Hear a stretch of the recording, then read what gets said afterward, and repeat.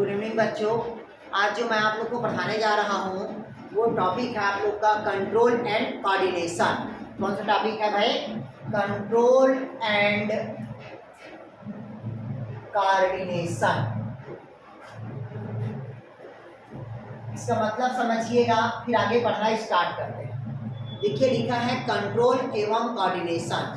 Control को हिंदी में बोलते हैं, क्या बोलते हैं भैया अपन? नियंत्रण। हिंदी में क्या बोलते हैं इसको? नियंत्रण। कोऑर्डिनेशन का मतलब होता है समन्वय। क्या कहते हैं भाई इसको? समन्वय। इसका मतलब समझिएगा तो अच्छे समझ आएगा। कहता है कंट्रोल एवं कोऑर्डिनेशन। तो कंट्रोल मतलब होता है नियंत्रण, और जो कंट्रोल करने का काम करता है हमारे जो शरीर को, वो कंट्रोल करने का काम कौन करता है भैया? आपका ब्रेन करता है। कौन करता है? आपका ब्रेन। मतलब हमारे शरीर को कंट्रोल करने का काम कौन करता है? ब्रेन करता है, कि हमको क्या करना है और क्या नहीं करना। इसका निर्णय लेने का काम किसका होता है? आपका ब्रेन का।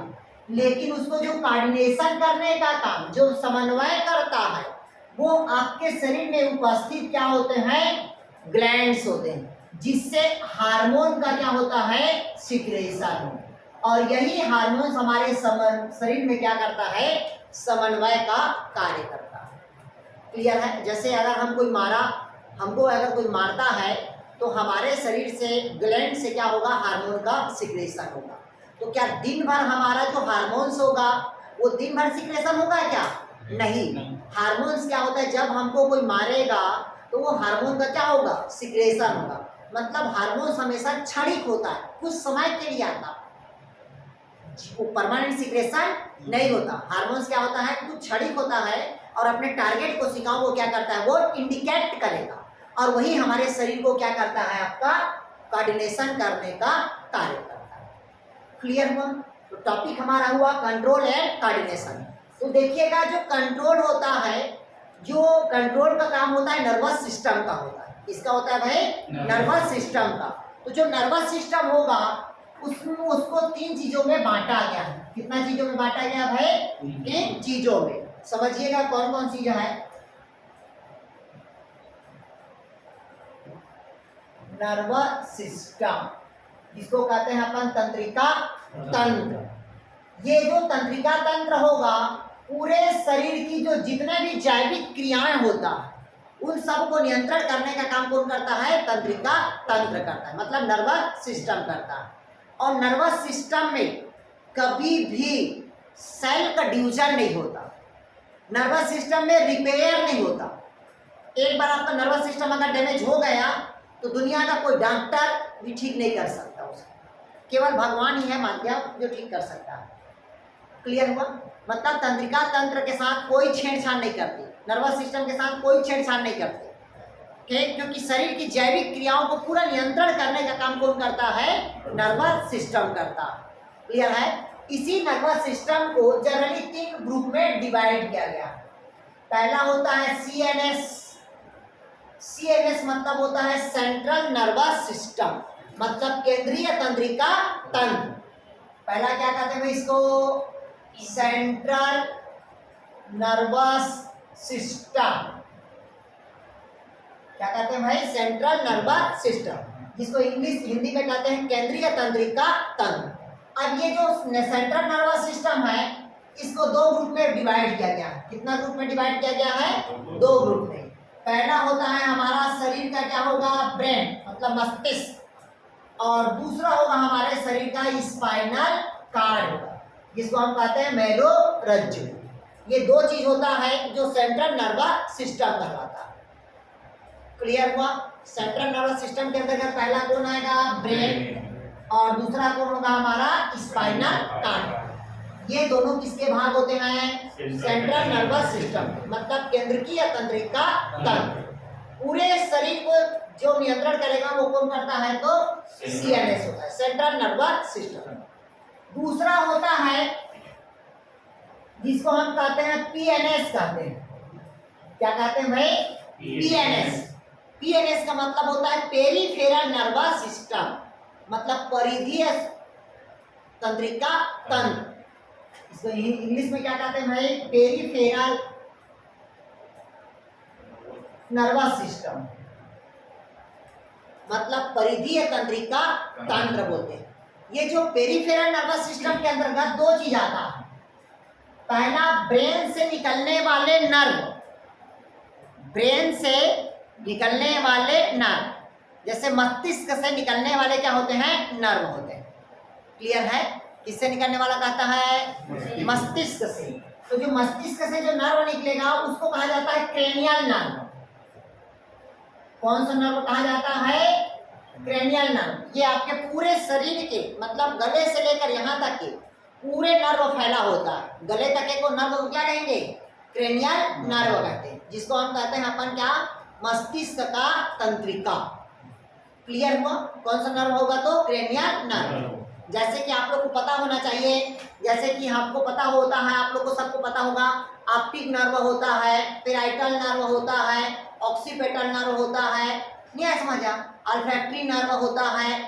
ठीक है, मतलब जितना भी हमारा देखने, सुनने, सूंघने, सोचने, समझने सबकी जो नर्व होती है वो सब नर्व होता है। ऑक्सीपिटल में आपको पता होना चाहिए एक नर्व होता है जो ऐसे रहता है, हम सीधा हमारा नर्व काम कर रहा है, अगर हमारा एक नर्व ऐसा रहेगा तो हमारा आई ऐसे रहेगा, नहीं है समझ आप।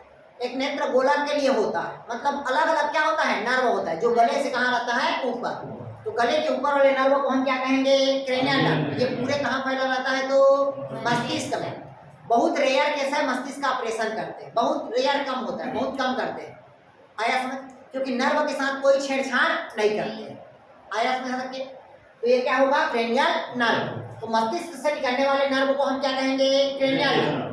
दूसरा होता है जो पेरिफेरल में होता है, स्पाइनल कार्ड से निकलने वाले नर्व, जिसको हम कहते हैं स्पाइनल नर्व। कौन सा नर्व कहते हैं भाई, स्पाइनल नर्व। तो हमारे शरीर के यहाँ से लेकर मतलब ये सेला टर्सिका के जो गुहा से लेकर मतलब पिरामिड के मैग्नम छिद्र से लेकर जितने भी हमारे तंत्रिका तंत्र से जो नर्व निकलता है वो सभी कौन सा नर्व होगा भाई, आपका स्पाइनल का नर्व। बोलते हैं ना स्पाइनल कार्ड में इसका L1, L2, L3 दबा हुआ है, बोलते हैं, बोलते हैं ना यार, नहीं देखे हो, बोलते हैं ये क्रेनियल का हो गया, पूरा क्रेनियल का नर्व रहता है, ये थोरेक का नर्व रहता है, ये क्या रहता है, लंबर का नर्व रहता है, ये सेक्रल का नर्व रहता है, कोएक्सियल का रहता है। बोलते हैं मेरा L1, L2, L3 दबा हुआ है, बोलते हैं। ठीक, ये क्या होता है, नर्व होता है। कोई भी एक नर्व दबता है, अभी सबसे अधिक मात्रा में आने वाले 10 साल में, आने वाले 10 साल में सबसे अधिक मात्रा में जो बच्चों को प्रॉब्लम करेगा वो कौन है, तो सर्वाइकल प्रॉब्लम होगा सबसे अधिक मात्रा में। आप देखिएगा 10 साल में, क्योंकि सबका जो मस्तिष्क का है वो कम विकास हो रहा है, लेकिन सबसे ज्यादा जो एक्सपेरिमेंट हो रहा है वो गले पे हो रहा है। तकिया को ऐसे कर रहे हैं, मोटा तकिया लगा रहे हैं, पतला तकिया लगा रहे हैं, झुक के काम कर रहे हैं, दिन भर मोबाइल देख रहे हैं, नहीं ऐसा में क्या। तो सबसे अधिक मात्रा में आने वाले जो 10 साल में होगा वो सर्वाइकल प्रॉब्लम आएगा। क्लियर? क्योंकि प्रकृति का नियम आपको जो पता है, जो जैसा करेगा वैसे ही पाएगा। तो दिन भर हम मोबाइल में रखे रहते, दिन भर ऐसे मारा रहता है, तो सर्वाइकल उसमें प्रॉब्लम आएगा ही। तो कौन सा नर्व बोला मैं आप लोग को भाई, स्पाइनल का नर्व। पहला कौन सा नर्व बताया, क्रेनियल का नर्व। दूसरा कौन होगा, स्पाइनल का नर्व। ये दोनों किसका हुआ, पेरिफेरल नर्वस सिस्टम का।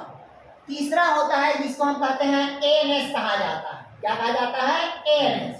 एएनएस मतलब होता है ऑटोनॉमिक नर्वस सिस्टम। क्या कहते हैं भाई इसको, ऑटोनॉमिक नर्वस सिस्टम कहेंगे। क्या कहेंगे भाई इसको, ऑटोनॉमिक नर्वस सिस्टम कहेंगे।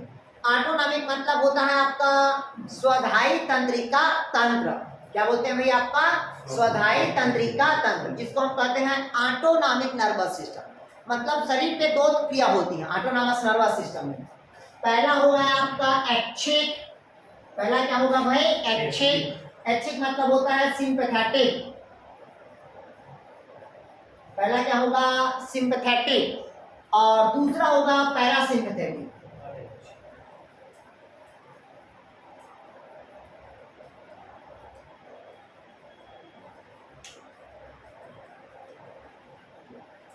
पहला क्या होगा, सिंपैथेटिक, दूसरा क्या होगा आपका पैरासिम्पैथेटिक। तो ये हमारा क्या हुआ भाई, नर्वस सिस्टम। अगर आपसे पूछा नर्वस सिस्टम को कितने पार्ट्स में डिवाइड किया गया है, तो 3 पार्ट्स। पहला सीएनएस, सेंट्रल नर्वस सिस्टम, उसमें कौन आएगा आपका ब्रेन और दूसरा spinal cord. Peripheral nervous system में ब्रेन से निकलने वाले नर्व मतलब क्रेनियल नर्व, स्पाइनल कार्ड से निकलने वाला स्पाइनल नर्व, वो पेरिफेरल नर्वस सिस्टम होगा। तीसरा क्या होता है एएनएस मतलब ऑटोनॉमिक नर्वस सिस्टम। इसमें दो चीज आता है सिंपैथेटिक और नॉन सिंपैथेटिक या पैरासिम्पैथेटिक मतलब ऐच्छिक और अनैच्छिक। तो ये हमारे पूरे शरीर पे क्या करता है, ये संचालित होता है। तो पहला हम पढ़ाते हैं आप लोग को ब्रेन पढ़ाते हैं आज। हेडिंग डालिएगा ब्रेन, ब्रेन मतलब मस्तिष्क।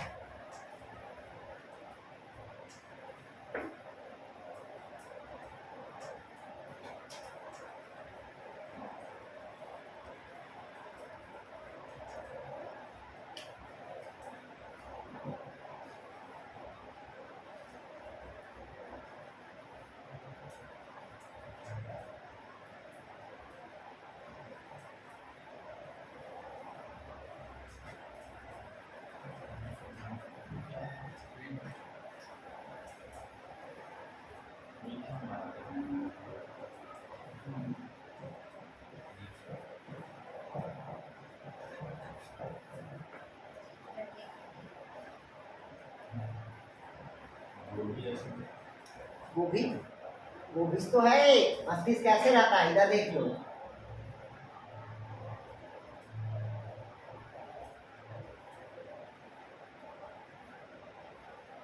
ऊपर से देखने में ऐसे है नहीं सर? हाँ, दो लोग से में बटा रहता है। यहाँ समझ गया? ठीक ऐसे दिखता है और साइड से देखोगे तो ऐसा दिखता है। नहीं है समझ? क्लियर है? जब ऑपरेशन करते हैं तो डॉक्टर लोग देखिएगा हमारा ब्रेन रहता है फैला हुआ रहता है और फिर उसको डॉक्टर लोग ऐसा शेप देते हैं। अब जब बच्चा होता है देखे ना ये लंबा रहता है, उसको सिकाई करते हैं गोल करते हैं। अभी समझाएंगे पूरे कहानी के साथ। तो ये मनुष्य का क्या हुआ अभी आपका ब्रेन की संरचना है। तो देखिएगा मनुष्य का जो ब्रेन होता है इसको जनरली 3 पार्ट्स में डिवाइड किया गया है। ये वाला जो ब्रेन होगा इसको कहते हैं फोर ब्रेन कहेंगे। कौन से ब्रेन कहेंगे? Fore brain. फोर ब्रेन के अलग अलग पार्ट्स होते हैं। पहला होता है सेरेब्रम, दूसरा होता है हाइपोथैलेमस, तीसरा होता है डायसेफेलन। क्या होता है भाई? Diencephalon, parietal, frontal, occipital, olfactory lobe बोलते हैं जिसको। ये किसका होगा? फोर ब्रेन के पास। दूसरा होता है मिड ब्रेन। मिड ब्रेन के 2 पार्ट्स होता है। पहला होगा सेरेब्रल, दूसरा होता है कार्पोरा क्वाड्री जैमिना।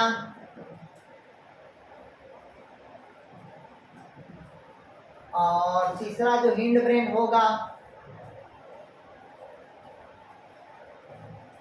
इसको कहते हैं पोन्स।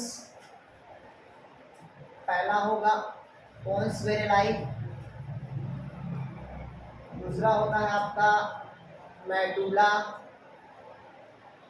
आबला गेटा और तीसरा होता है आपका सेरेबेलम। ठीक, ये होता है थैलेमस। यहाँ पास होता है आपका पिट्यूटरी ग्लैंड।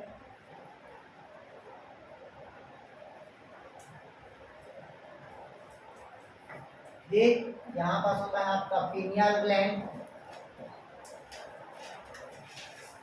चलिए डायग्राम बना लीजिए फिर समझाते हैं आप। ठीक है, इधर देखिएगा। ये कहता है सबसे पहले कहता है मनुष्य का मस्तिष्क, मतलब कहता है कि मनुष्य का मस्तिष्क सबसे विकसित प्रकार के होता है। ये स्कल है, मतलब ये क्या है? खोपड़ी है। ये क्या है? खोपड़ी। मतलब खोपड़ी के मतलब ये क्या है? स्कल है। स्कल के क्रेनियम में क्या होता है? प्रेजेंट होता है। किसमें प्रेजेंट होता है? क्रेनियम। इस कारण मनुष्य के ब्रेन में 200 नर्वस सिस्टम होता है। कितना पाया जाता है? 200 तंत्रिकाएं कोशिकाएं पाई जाती है। कितना पाया जाता है? तो 200। और मनुष्य के ब्रेन में ही कार्पस कैलोसम पाया जाता है, जिसके कारण मनुष्य मुस्कुराता, ये पता होना चाहिए। बाकी किसी के ब्रेन में नहीं पाया जाता है कार्पस कैलोसम, लेकिन मनुष्य के मस्तिष्क में क्या पाया जाता है? कार्पस कैलोसम पाया जाता है। कार्पस लुटियम नहीं, कार्पस कैलोसम पाया जाता है मनुष्य के मस्तिष्क में।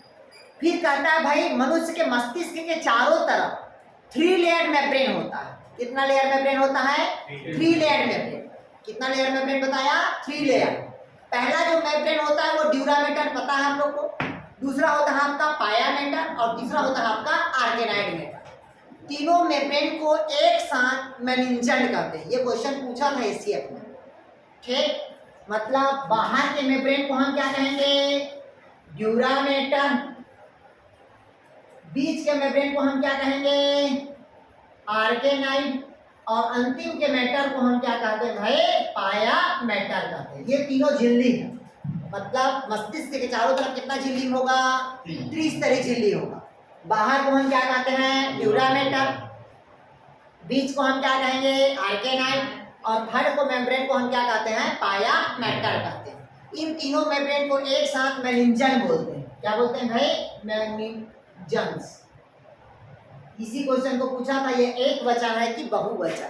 तो ये मेनिंजस मतलब 3 झिल्ली से मिलकर बना है, मतलब ये क्या होगा? बहुवचन। आया तो समझ है?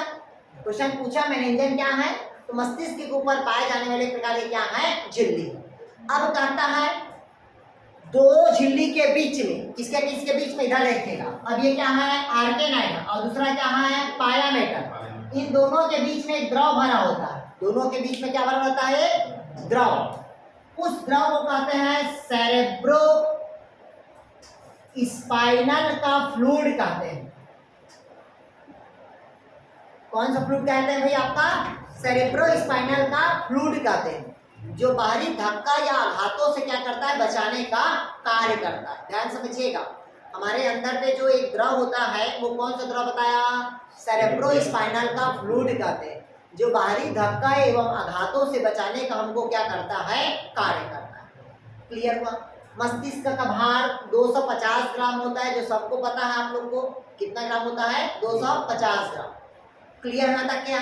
फिर कहता है मनुष्य का जो ब्रेन होता है, मस्तिष्क होता है, ये जनरली 3 पार्ट्स में डिवाइड होता है। कितने पार्ट्स में डिवाइड होगा? 3 पार्ट्स में। पहला कौन सा ब्रेन होगा? Fore brain. दूसरा कौन सा ब्रेन होगा आपका? मिड ब्रेन होगा। दूसरा कौन सा होगा भैया आपका? मिड ब्रेन होगा। और तीसरा जो होगा जिसको हम क्या कहते हैं भाई? हिंड ब्रेन कहते हैं। कौन सा ब्रेन कहते हैं? Hind brain. पहला कौन सा ब्रेन बताया मैं आप लोग को? Fore brain. दूसरा क्या होगा? Mid brain. और तीसरा क्या होता है? Hind brain. मस्तिष्क का जो सबसे बड़ा भाग होता है वो कौन है? हमारा फोर ब्रेन है। अब कहता है ये जो फोर ब्रेन होता है, इसको अलग अलग पार्ट्स में क्या किया गया है? डिवाइड किया गया है।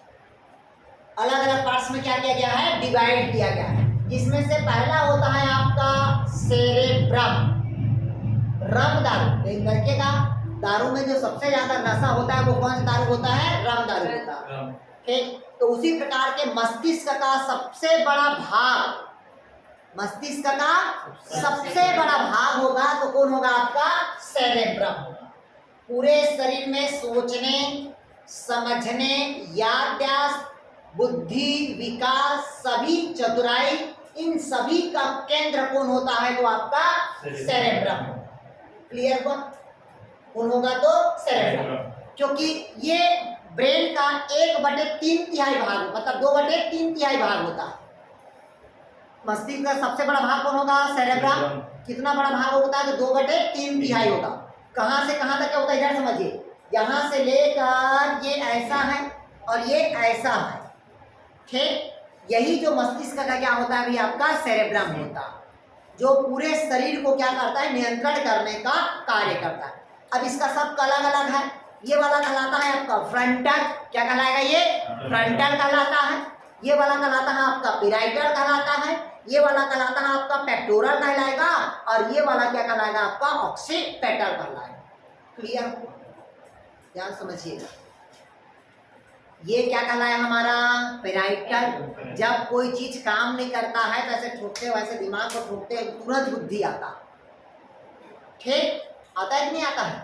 तुरंत बुद्धि आता है हे भगवान क्या हो गया, तो ऐसे माथा पटकते हैं। तो ये क्या होता है, ये फ्रंटल, ये क्या होता है पेराइटल, ठीक, ये याददाश्त लाता है, ठीक, और ये क्या है ऑक्सीपेटल है, क्लियर हुआ।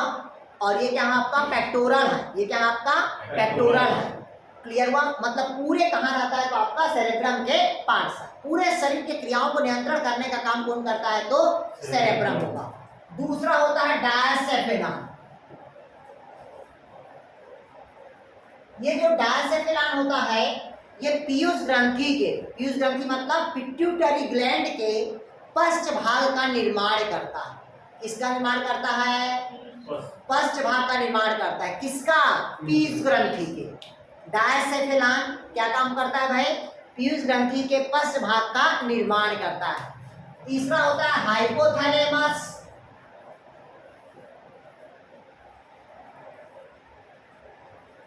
हाइपोथैलेमस को आपको पता है, हाइपोथैलेमस क्या होता है, ये जो हाइपोथैलेमस होता है इच्छा शक्ति या दैनिक जीवन में, दैनिक जीवन मतलब समझते हो, हमको खाना है, सोना है, जगना है, लैंगिक रिप्रोडक्शन में भाग लेना है, नहीं आया समझ आ, लैंगिक जनन में जो क्रिया में भाग लेते हैं, जो मनोभावना को जो समझती है या समझता है, उसको हम क्या कहते हैं भाई, हाइपोथैलेमस। ये लड़की अभी जा रही है, इस लड़की के पीछे दो लड़के पड़ेंगे और दोनों उसके पीछे पीछे जाएंगे, तो वो लड़की समझ जाएगी कि मेरे पीछे दो लड़के हैं पीछे। वो मुड़ के देखेगी तब भी वो समझ जाएगी, क्यों, कि उसके ये ज्यादा एक्टिव होता है हाइपोथैलेमस। मतलब ये इच्छा शक्ति का केंद्र तो है, मतलब सोचना समझना के अलावा ये शरीर के ताप दाब, किसको, शरीर के ताप और शरीर के दाब, इसके अलावा लैंगिक व्यवहार को ये क्या करता है, प्रदर्शित करता है। और दैनिक जीवन में होने वाली क्रियाओं को क्या करता है, ये नियंत्रण करता है, कि हमको कितना टाइम खाना खाना है, कितना टाइम सोना है, कितना टाइम जगना है, नहीं है समझा, किसी के मन भावना को समझना है आपको, नहीं है समझ, ये कौन करता है, हाइपोथैलेमस करता है। क्लियर हुआ है तक क्या, आगे समझा तक। फिर चौथा होता है आपका ऑल्फैक्टरी लोब, जो लोगों के गंध का आभास कराता है। किसका आभास कराता है, गंध का। गंध मतलब समझते हो, मतलब कौन सा खुशबू कौन डाल के आया है वो पता चल जाएगा। मतलब गंध का आभास कौन कराता है, तो आपका ऑल्फैक्टरी लोब करता है, गंध का आभास करता है। क्लियर हुआ तक के।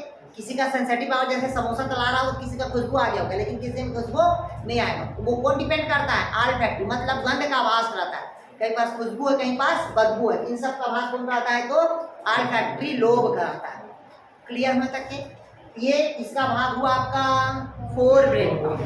दूसरा होता है आपका कौन, मिड ब्रेन। तो मिड ब्रेन को ब्रेन स्टेम के नाम से जाना जाता है। किस नाम से जाना जाता है, ब्रेन स्टेम, मतलब मस्तिष्क का खंभा कहा जाता है। क्या कहा जाता है भाई, इसको ब्रेन स्टेम कहा जाता है। क्या कहा जाता है भाई, इसको ब्रेन स्टेम कहा जाता है, मस्तिष्क का खंभा कहा जाता है। क्लियर है। तो ये देखिएगा, जो मिड ब्रेन होता है जिसको ब्रेन स्टेम कहते हैं, ये जनरली दो चीजों से मिलके बना होता है। कितना चीजों से, दो चीजों से। पहला होता है सेरेब्रल, पहला कौन होगा, सेरेब्रल, और दूसरा क्या होगा, कार्पोरा क्वाड्रिजेमिना। दूसरा क्या कहता है भाई, कार्पोरा क्वाड्रिजेमिना। तो समझिएगा, ये जो सेरेब्रल होता है ये अग्र मस्तिष्क और पश्च मस्तिष्क दोनों का जोड़ने का काम करता है। इसका इसको क्या कहते हैं, सेरेब्रल कहेंगे। रल है, ये इधर क्या है, रम है, और इधर क्या है, रल है, दोनों अलग अलग है। ये दारू है और ये दारू नहीं है, ये चखना है, समझ नहीं आया समझ। जो दो दोस्तों को बीच में बोलता है तो चखना लेके आना, ये समझ आना, चखना है मतलब क्या है, सेरेब्रल।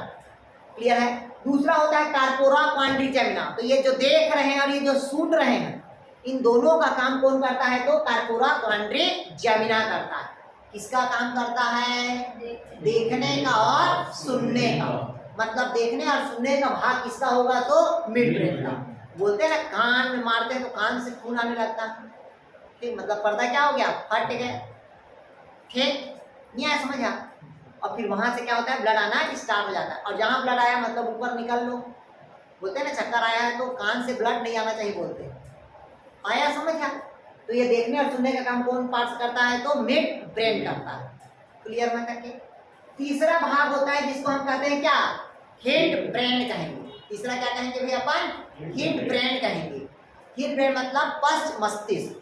तो देखिएगा पश्च मस्तिष्क 3 भाग में बटा होता है। पहला होता है सेरेबेलम, ये देखिएगा सेरेबेलम। दूसरा होता है पोन्स वेरेलाई, पोन्स वेरेलाई। तीसरा क्या है? Medulla oblongata. तीसरा क्या है भाई आपका? Medulla oblongata. तो जो पश्च मस्तिष्क होगा वो कितने भाग में बटा है? 3 भाग में। इसमें पहला देखते हैं सेरेबेलम। इधर देखिएगा जो सेरेबेलम होता है ये मस्तिष्क का दूसरा सबसे बड़ा भाग है। कौन सा भाग होगा भाई? दूसरा सबसे बड़ा भाग, मतलब सेकेंड लार्जेस्ट अगर पूछा भाग में तो कौन होगा आपका? सेरेबेलम। ठीक, मतलब मम्मी का सबसे बड़ा जो डंडा होता है वो बेलन पट्टी होता है। अरे रोटी बेलता है उसमें मारते हैं ऐसे, नहीं देखी मैं? या झाड़ू, दो ही तो रहता है उन लोग का। पहला रहता है उसका हाथ और दूसरा क्या होता है? झाड़ू। उसमें मार खाते हैं ना। तो शरीर का दूसरा बड़ा जो पार्ट्स होगा कौन होगा? सेरेबेलम। इसी सेरेबेलम को छोटा दिमाग कहा जाता है। गुरुजी लोग स्कूल में ऐसे मारते थे यहाँ पास को और ऐसे कान को अड़ते हैं। हाँ सर याद आ गया, याद आ गया, बोलते कि नहीं बोलते थे? जिस दिन से मार छूटा इसीलिए बेरोजगारी बढ़ा। ठीक, जिस दिन से गुरुजी स्कूल में मारते थे इतना बेरोजगारी आज नहीं बढ़ते, इतने लोग आके कॉलेज नहीं पढ़ते। नहीं है समझ आ? जो गधा रहता उधर ही कट जाता, लेकिन आजकल सबको पास करना है, चलन चल गया। 99% आ रहा। पहले आता था क्या? नहीं, 60% ला लिए तो बहुत है। तो पहले वैसे ही कॉपी चेक होता था। अब अभी सबको पास करना है, सबको 100 में 100 दे दो भाई। नहीं आया? मतलब कहता है कि लोगों को शिक्षा दो लेकिन रोजगार 0 कर। नहीं आया? आ रहा कि नहीं आ रहा? क्लियर है? तो वो काम कौन करता है? सेरेबेलम करता है। मतलब मस्तिष्क का क्या होता है? ये दूसरा बड़ा भाग होता है। ठीक, जिसको हम क्या कहते हैं? छोटा दिमाग कहते हैं। दूसरा कहता है पोन्स वेरेलाई। दूसरा क्या होगा? पोन्स वेरेलाई। तो जो आपके बॉडी में जो श्वसन की क्रिया होती है, कौन सी क्रिया होती है? श्वसन की क्रिया होती है, वो कहाँ होगा? तो पोन्स के वेरेलाई पे होगा। श्वसन की क्रिया कहाँ होगी? पोन्स के वेरेलाई पे होगा। क्लियर है करके? तीसरा होता है आपका मेडुला ऑब्लांगेटा। तो हमारे शरीर में जो प्रतिवर्ती क्रिया होती है, रिफ्लेक्शन आर्च, कौन सा आर्च कहता है? Reflection arch. ये देखिएगा, ये देखिए, मतलब मुंह को क्या अपने तरफ खींचा, स्विच बोलते हैं हाथ को खींचते हैं ना यार। ये जो प्रतिवर्ती क्रिया होगी, ये प्रतिवर्ती क्रिया को कंट्रोल करने का काम कौन करता है? तो मेडुला ऑब्लांगेटा करता है। क्लियर हुआ? आया कुछ समझ? ये किसके भाग हुआ भाई आपका? मतलब हिंड ब्रेन के हुआ। क्लियर हुआ यहाँ तक के? तो ये हमारा क्या हुआ? आपका ब्रेन हुआ। तो क्या क्या पॉइंट याद रखना है? पहला, तीनों मेम्ब्रेन को, मेनिंजन को याद रखना है। मस्तिष्क का सबसे बड़ा भाग सेरेब्रम को याद रखना है। सेकेंड लार्जेस्ट पूछेगा तो सेरेबेलम को याद रखना है। श्वसन की क्रिया कहाँ? तो पोन्स में। देखने और सुनने मतलब कार्पोरा क्वाड्रिजेमिना। गंध का मतलब ऑल्फैक्टरी लोब का। आरे नहीं आ रहा है? प्रतिवर्ती क्रिया को कंट्रोल कौन करेगा? तो मेडुला ऑब्लांगेटा। आया कुछ समझ गया? नहीं आया? इतना ही याद रखना, इसके अलावा दूसरा याद नहीं। हाँ, इसमें कितना क्रेनियम का नर्व पाया जाता है? 200। और इसमें कार्पस कैलोसम पाया जाता है, ये तो बता दिया मैं आप लोग को। क्लियर हुआ? कौन सा द्रव रहता है मस्तिष्क में, ये पता होना चाहिए। सेरेब्रोस्पाइनल का द्रव। क्लियर हुआ? अब हेडिंग डालिएगा स्पाइनल कार्ड। हेडिंग डालेंगे आप लोग स्पाइनल कार्ड।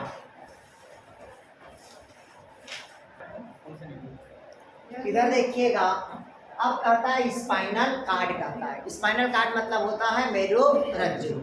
इधर देखिएगा, ये हमारा क्या है? स्कल है। मतलब ये खोपड़ी के ये वाला भाग क्या कहलाता है? फेरामोन के मैग्नम छिद्र। कौन सा छिद्र कहता है? फेरामोन के मैग्नम छिद्र में स्पाइनल कार्ड क्या होता है? उपस्थित होता। आया समझ? खोपड़ी के मतलब स्कल के या मस्तिष्क के फोरामोन के मैग्नम छिद्र में उपस्थित होता है। कौन सी गुहा पे? सेला टर्सिका गुहा। कौन सा गुहा बताया? सेला टर्सिका गुहा में उपस्थित होता है। क्लियर हुआ है तक के? मतलब मनुष्य के मस्तिष्क के फोरामोन के मैग्नम छिद्र पे सेला टर्सिका गुहा पे क्या होता है? उपस्थित होता है, जिसे हम क्या कहते हैं? स्पाइनल कार्ड का। क्लियर हुआ है? एक बार स्पाइनल कार्ड का डैमेज होने के पश्चात रिपेयर नहीं होता। आया समझ? डाउट कहीं पास यार? जितना भी कमर दर्द होगा, सर्वाइकल दर्द होगा, इसी नस के दबने से होता है। क्लियर हुआ? तो डाउट कहीं पास? अब कहता है जब स्पाइनल कार्ड देखते हैं तो स्पाइनल कार्ड होता है यहाँ से लेकर ऐसे रीढ़ की हड्डी के पीछे नीचे नीचे ये कोकेक्स तक के पहुंचता है। कहाँ तक के पहुंचता है? कोकेक्स तक के रहता है।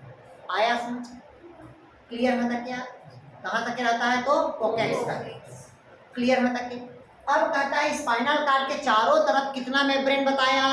3 मेम्ब्रेन। जैसा मस्तिष्क का मेम्ब्रेन होगा वैसे इसमें भी मेम्ब्रेन होगा। तो वही 3 मेम्ब्रेन होता है बताया था। आउटर को क्या कहते हैं? ड्यूरामेटर। बीच को क्या कहते हैं? आर्केनाइट। और अंदर को क्या कहते हैं अपन? पायामेटर। आर्केनाइट और पायामेटर के बीच में एक द्रव है बताया था, जिसको कौन सा द्रव बताया था? सेरेब्रोस्पाइनल का फ्लूइड का, जो बाहरी धक्का आघातों से बचाने का क्या करता है बताया था? कार्य करता है। सर ये तो तीनों के परत भी तो कहलाएगी ना, ये जो आउटर कहलाता है, इनर कहलाएगा और मिडिल कहलाता है। उसी को ड्यूरा, आर्केनाइट और पायामेटर का देते हैं। तीनों मेम्ब्रेन को एक साथ मेनिंजन कहते हैं। इन दोनों मेम्ब्रेन के बीच में एक द्रव बताया था, जिसको कहते हैं सेरेब्रोस्पाइनल का फ्लूइड का वेग, जो बाहरी धक्का आघातों से क्या करता है? बचाने का कार्य करता है। अब कहता है स्पाइनल कार्ड के अंदर 2 द्रव भरा होता है सेरेब्रोस्पाइनल के फ्लूइड के अलावा। जो अंदर की जो द्रव होगा किसके तरफ होगा? अंदर की जो तरफ द्रव होगा जो एच आकार का, ये यहाँ से लेकर यहाँ तक के अंदर पे जो भी द्रव भरा होता है उसको हम कहते हैं ग्रे मैटर कहेंगे। कौन सा मैटर कहेंगे? Grey matter. मतलब अंदर के जो मेम्ब्रेन के मतलब जो अंदर पे द्रव रहता है उसको हम कौन सा मैटर कहते हैं? ग्रे मैटर कहते हैं। इस ग्रे मैटर में बीच में रहता है आपका सेंट्रल कैनाल रहेगा, केंद्रीय नाल बोलते हैं जिसको, जिसमें सेल का डिवीजन नहीं होता। क्लियर हुआ? दूसरा इसमें जो दिख रहा है इस प्रकार का, ये कहलाता है आपका स्पाइनल सेल कहलाता है, या उसी को कहते हैं न्यूरल का सेल कहते हैं। इसी को कहते हैं नर्व सेल कहेंगे। क्या कहेंगे भाई? इसको नर्व सेल कहते हैं, न्यूरॉन की कोशिका कहते हैं। या स्पाइनल सेल ना बोल के हम क्या बोल सकते हैं? नर्व कोशिका, मतलब तंत्रिका कोशिका कहते हैं। क्लियर हुआ? जो मस्तिष्क में संवेदनाओं को संचारित करने का कार्य करता है। जैसे आपको पता होना चाहिए कि अगर आपके कुर्सी में जब बैठे हो तो आपको करंट आता, करंट सबको मारा होगा मेरे हिसाब से कुर्सी में बैठने से। जब करंट मारता है वो सूचना इतना जल्दी ब्रेन को जाता है, और ब्रेन को जाता है तब हमको आभास होता है कि यहाँ बस लगा है, तो हम फिर ट्राई करते हैं इसे मारने का। करते कि नहीं करते हैं? वो प्रतिवर्ती क्रिया, रिफ्लेक्शन आर्च बोलते हैं। क्लियर हुआ? क्या कहते हैं भाई? Reflection arch. वो 5 से 125 मिली वोल्ट प्रतिशत से चलता है, सॉरी 5 से 125 प्रति सेकंड की दर से चलता है। इतना स्पीड से चलता है। क्लियर हुआ? इतना स्पीड से चलता है हमारा। तो बीच में क्या बताया? सेंट्रल कैनाल बताया। इसमें जो सेल दिख रहा है वो क्या होगा? नर्व सेल होगा। अंदर पे एक द्रव रहता है वो क्या होता है आपका? Grey matter. यही मस्तिष्क में बाहर की तरफ रहेगा। मस्तिष्क में कहीं लिख लो, मस्तिष्क में ग्रे मैटर बाहर की तरफ रहता है। लिखिएगा, मस्तिष्क में ग्रे मैटर बाहर की तरफ होगा और व्हाइट मैटर अंदर की तरफ होता है, ब्रेन में। इसमें लिखे ब्रेन में, लिख लिए। ग्रे मैटर कहाँ होगा? बाहर की तरफ मस्तिष्क में। व्हाइट मैटर कहाँ होगा? अंदर की तरफ। किसकी बात हुआ? मस्तिष्क का। जबकि स्पाइनल कार्ड में कैसा होगा? ग्रे मैटर अंदर की तरफ और व्हाइट मैटर कहाँ होगा? बाहर की तरफ। आ रही नहीं आ रहा समझ? क्लियर होता क्या? अब दूसरा जो बाहर के जो द्रव रहता है उसको कहते हैं व्हाइट मैटर कहते हैं, कौन सा मैटर कहेंगे भाई? व्हाइट मैटर कहते हैं, जिसमें क्या पाया जाता है? केवल नर्व फाइबर्स होता है। केवल क्या होता है? नर्व फाइबर्स होता है। क्लियर हुआ? और इसके दो साइड होता है। ऊपर को कहते हैं डॉर्सल हॉर्न बोलेंगे, इसमें गेप रहता है उसको कहते हैं डॉर्सल फीसर कहते हैं। नीचे को कहते हैं वेंट्रल हॉर्न कहेंगे, और क्या कहते हैं? वेंट्रल फीसर कहते हैं। स्पाइनल कॉर्ड का केवल काम होता है प्रतिवर्ती क्रिया में भाग लेना। अब कैसे प्रतिवर्ती क्रिया में भाग लेता है उसको समझिएगा। हेडिंग डालिएगा प्रतिवर्ती क्रिया, रिफ्लेक्शन आर्च।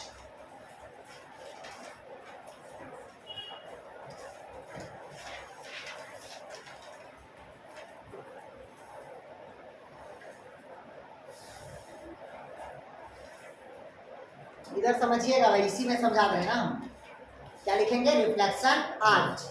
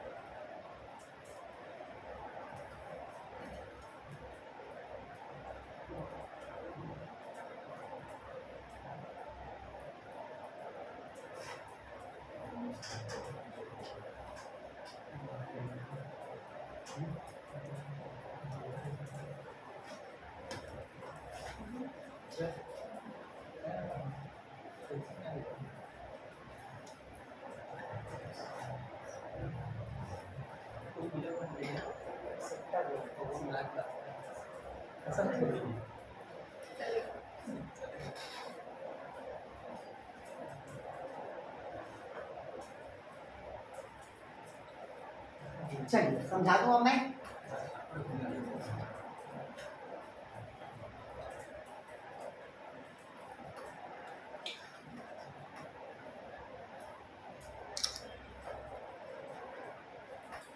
आगे बढ़े।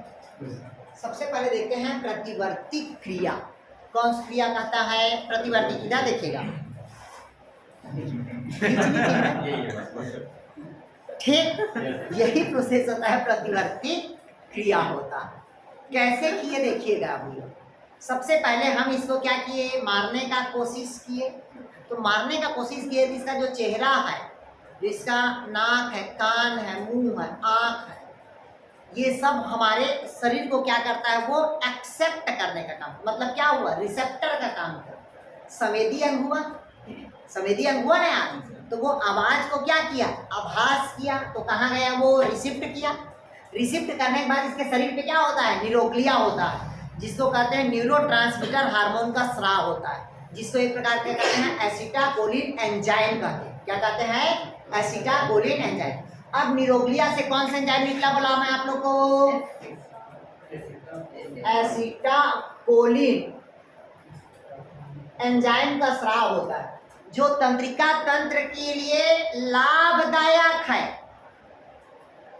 सर जैसे फील होता होगा ना कोई चीज? न्यूरोग्लिया मतलब तंत्रिका तंत्र के लिए क्या होता है? लाभदायक है, लेकिन हृदय के लिए क्या है? हानिकारक। ध्यान समझिएगा। स्पाइनल कॉर्ड के लिए क्या है? वो लाभदायक है, लेकिन हृदय के लिए क्या है? हानिकारक है। क्लियर है तक के? या उसी को कहते हैं ब्रेन के लिए भी क्या होता है? ये हानिकारक है। आया समझा तक के? तो न्यूरोग्लिया से क्या निकला? एसिटाकोलिन एंजाइम से निकला। वो सूचना डायरेक्ट किसको देगा? सेंसरी न्यूरॉन्स को देगा, नर्वस को देगा। और जैसी नर्वस को देगा तो वो कहाँ पहुंच गया वो सूचना? Spinal cord. और स्पाइनल कॉर्ड के अंदर पे जो सेल होता है उसको कहते हैं नर्व सेल कहते हैं। कौन सेल कहते हैं? Nerve cell. एक तंत्रिका तंत्र का एक्सान और दूसरे तंत्रिका तंत्र का डेंड्रान आपस में क्या होता है? जुड़ता है, और जुड़ने के पश्चात वहां पर क्या कहलाता है? इंटरमीडिएट न्यूरॉन्स पहुंचाएगा। और तुरंत सूचना किसको दे दिया? वो ब्रेन को दे दिया। कहाँ पहुंचा सूचना? पहले स्पाइनल कॉर्ड, और स्पाइनल कॉर्ड तुरंत सूचना किसको दे दिया? वो ब्रेन को दिया। क्लियर हुआ? अब ब्रेन में सूचना पहुंच गया, अब ब्रेन को सूचना पहुंच गया तब आपको क्या होगा, आभास होगा। तो आपको आभास तब होता है जब वो इंटरमीडिएट से सूचना कहाँ जाएगा, वो ब्रेन में, और ब्रेन से कहाँ आ गया, वो मोटर न्यूरॉन्स में, और मोटर न्यूरॉन से आपका कहाँ निकल गया, एक्सेप्टर, रिलीज वाले अंग पे, जहां से आपको आभास हुआ, जहां से आपको क्या हुआ, आभास हुआ। तो ये कहलाता है प्रतिवर्ती क्रिया।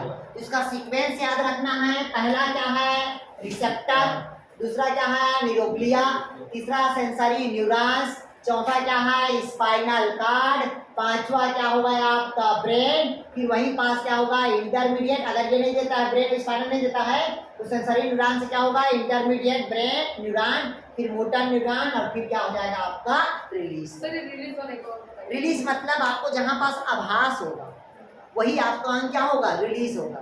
जैसे चींटी यहाँ पे काटी तो मुझे यहाँ पे तो वही रिलीज होगा, वहीं पास फील होगा। क्लियर हुआ, आया कि नहीं आया? ठीक, तो ये हो गया आपका प्रतिवर्ती क्रिया हो गया।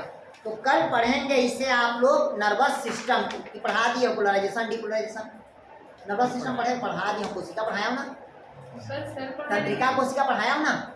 नर्वस सिस्टम में पढ़ा नहीं। तो कल पढ़ेंगे नर्वस सिस्टम को, फिर उसी में पढ़ेंगे अपन किसको, हार्मोन्स को पढ़ेंगे।